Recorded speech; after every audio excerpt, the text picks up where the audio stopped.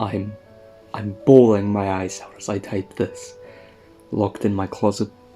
For those of you who think this is one of those internet ghost stories, then I envy you.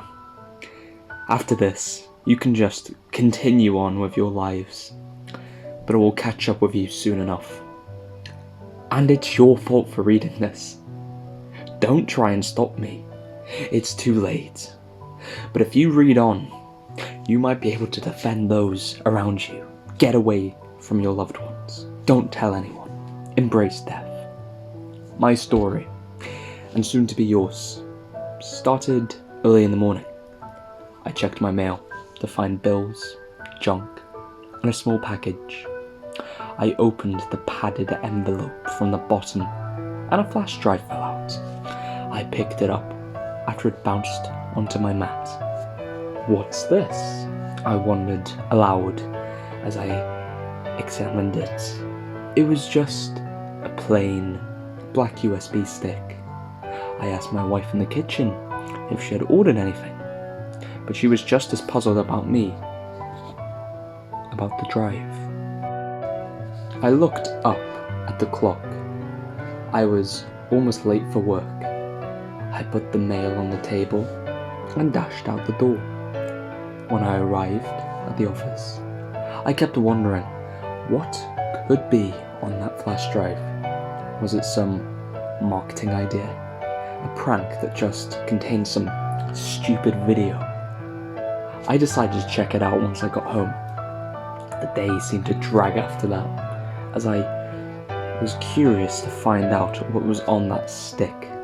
When I finally arrived home, I found my wife's body in bloody ribbons across the living room floor.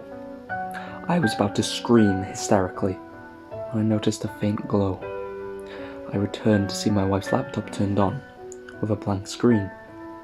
With tears in my eyes, I crossed the room over the bloody mess on the floor to the computer. I tapped the spacebar, and the screen lit up. There was a file named Torture.avi in a folder named Removable Disk: E. I looked down, and sure enough, the USB stick was in the USB port. Without thinking, I clicked on the file. A video automatically started playing. A black and white video of a 7, maybe 8-year-old girl in a bed. After 20 seconds or so, the girl suddenly sits up in bed. Her eyes snap open, revealing wide, pea-green orbs.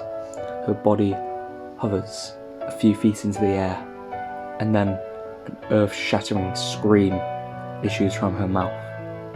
It sounds inhumane, not even animalistic. It is the scream of something too sinister to even register. Suddenly the scene is a street that looks familiar to me.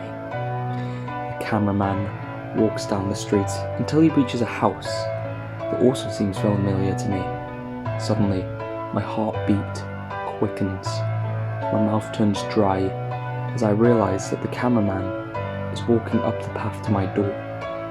I jump as there's a knock on my door. I look through the frosted glass, and I see a dark hooded figure. Without realizing it, my legs are carrying me through my hallway as I was looking at the door of my bedroom. I heard my front door being flung off the hinges. I barricaded the door as the best as I could, and I grabbed my laptop. I climbed into this very closet, and here I am.